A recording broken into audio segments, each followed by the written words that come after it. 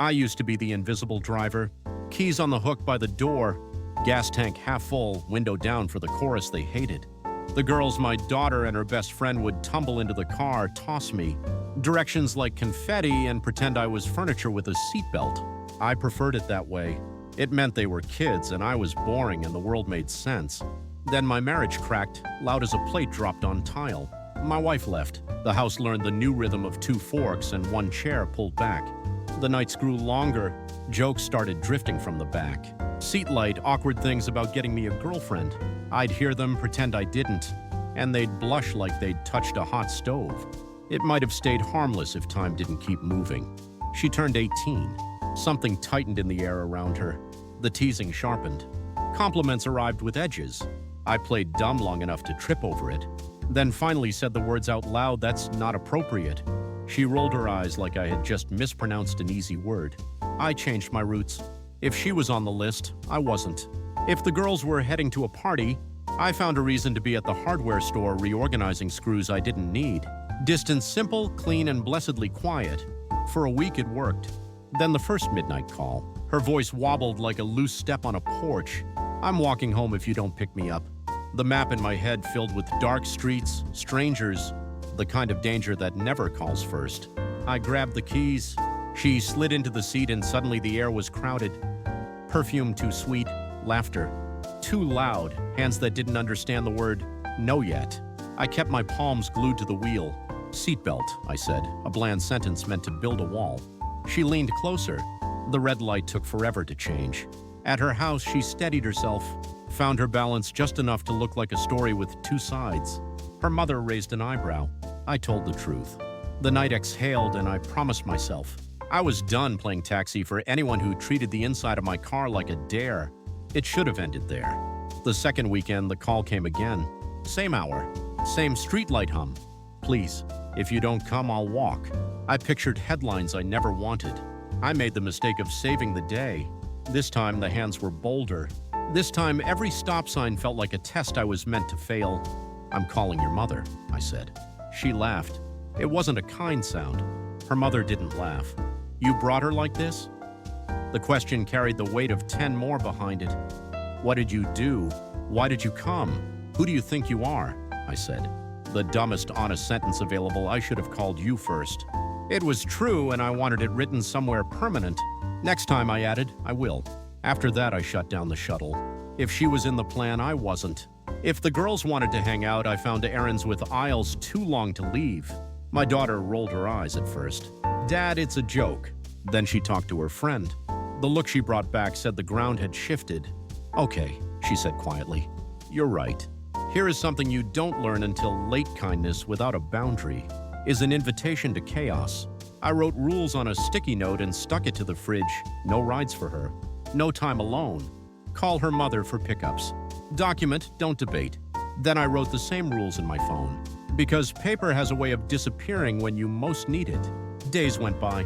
2, 4, 7. The quiet felt fragile, like glass set too close to the edge of the table. Then a Friday slipped into Saturday. My daughter fell asleep on the couch, a blanket like a small roof. The phone buzzed face down on the counter. Unknown number. I let it go. It buzzed again. And again. I flipped it. The name I didn't want to see. "I'm outside the bar. I'll walk." I mean it. I typed, "I'm calling your mother." She sent back a string of laughing faces like confetti thrown at a funeral. I didn't go. I called her mother. No answer. I called again. Voicemail tight and formal. I called a third time. The clock said 142 m.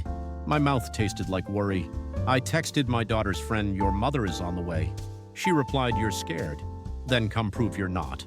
I set the phone down like it could burn the counter. At 1:58, my daughter stirred. "Is it her?" she asked, eyes not fully open. I nodded. She whispered a sentence that made me sit up straighter. She told me she wants to make a point. I asked what point. She didn't know. The room felt smaller. 2 minutes later, the house filled with a noise I hadn't heard since the divorce, the kind that stitches panic into the walls. The doorbell. Not once. Not twice. Again and again, as if the person on the other side could ring the truth into being. I stood. My daughter sat up, face white as printer paper. Headlights poured through the front window. Then color. Red. Blue. Red, blue, the kind of light that dissolves all the shades of gray. You were hoping to hide inside. I walked toward the door with my hands already open, palms out like I was approaching a skittish dog. The bell rang again. The lights flickered across the family photos on the hallway wall, landing on the one with my wife still there. And all of us pretending forever was a promise you could keep. I reached for the handle. Before my fingers touched metal, my phone buzzed. A new message from her. "You should have come when I asked." Another followed. Colder, I told my mom everything. Another chime. Not the bell that texts the police are with us. I looked back at my daughter. She swallowed hard. Outside, the red and blue washed the street like a storm warning. I opened the door. The porch was a stage of blue and red. Two officers, one tall and careful with his words, the other taking notes like each scribble might be evidence later. Beside them, her mother, jaw set, shoulders high. And the girl, chin tilted, eyes daring me to blink first. "Sir," the tall officer said, "we received a call." He left the rest of the sentence for me to fill. I didn't. Silence can be a kind of honesty. Her mother spoke instead. "She says you've been picking her up, that you put her in this state." The word "this" had sharp edges. I glanced at the girl. She didn't look ashamed, she looked theatrical. "I called you," I said. My voice surprised me with how steady it sounded. Twice, then 3 times. I held up my phone like a passport. The officer nodded. "May we see?" He stepped inside just enough to view the screen. Call log. Text thread. The messages that tried to turn a dare into a rescue. The officer's partner cleared his throat. "Ma'am," he said to her mother, "we're not here to sort out teenagers' stories at 2 in the morning. We're here to make sure no one's in danger." He looked at me. "Are you willing to document a plan for future contact?" I almost laughed. I already had one on the fridge. We stood in the doorway drafting a boundary like it was a map, no private rides. Any pickup requests go to the mother. If she calls me, I call her mother. If safety is in question, we call for a welfare check. The officer spoke slowly, as if the syllables themselves could build a fence. The girl scoffed. It was a joke. My daughter, quiet until then, stepped forward. "It isn't funny." She didn't raise her voice. She didn't need to. There are tones children find only when the ground underneath them has already shifted. They left with warnings and paperwork. The neighborhood swallowed the light, and our walls turned back to plain paint.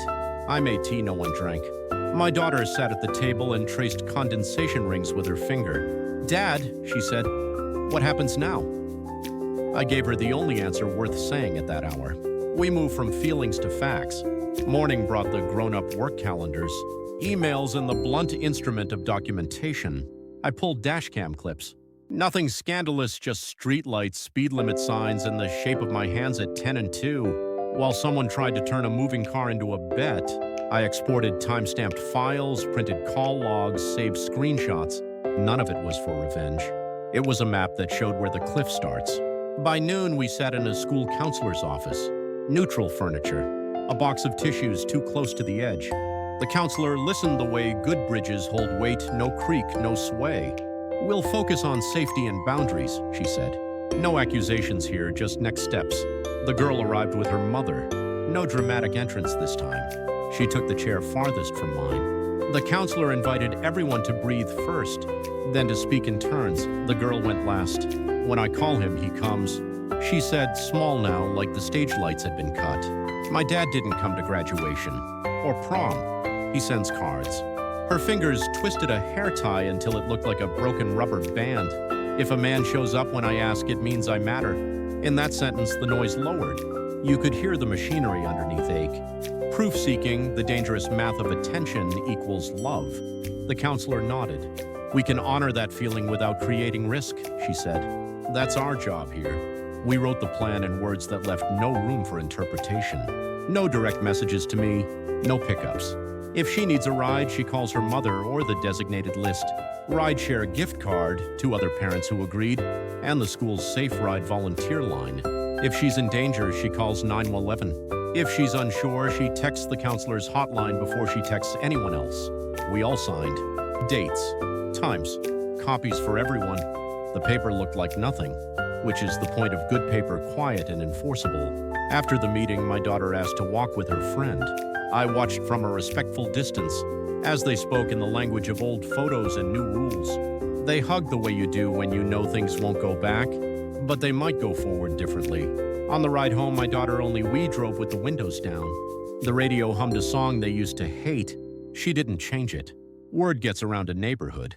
A week later, a parent sent a text that began with "I heard" and ended with "Thank you for setting a standard." Another wrote, "Can we borrow your wording?" We shared the template. We weren't saints. We were just tired of fog. Her mother called me 2 weeks after the porch scene. "No charges," she said without greeting. The officer said it's a boundary issue. She exhaled the rest of the sentence like it had waited too long to come out. She's starting counseling. Then softer, "I'm sorry I came at you like that. Apologies are scaffolding. You put them up so the building can be repaired." "Thank you," I said, "for supporting the plan. There isn't a single hard ending to stories like these. They taper." The girl didn't call me again. She sent a letter, though, through the counselor, 3 sentences that said she understood the rules, that she was embarrassed, that she wanted my daughter to still be her best friend. I wrote back 2 sentences, "I'm rooting for you. Keep the rules." At home, the sticky note stayed on the fridge. A while longer, yellow turning to a sun-faded cream. Eventually, I took it down and put it in a folder, labeled with a calm word, "Household." Boundaries don't have to be loud to work. They just have to be there when needed. One evening, I drove past the hardware store, where I used to hide from the world's mess. I didn't need screws. I needed dinner and a laugh track. That came from somewhere in our own living room. My daughter had a friend over another girl from the same circle who waved at me, like I was the safe adult in the room.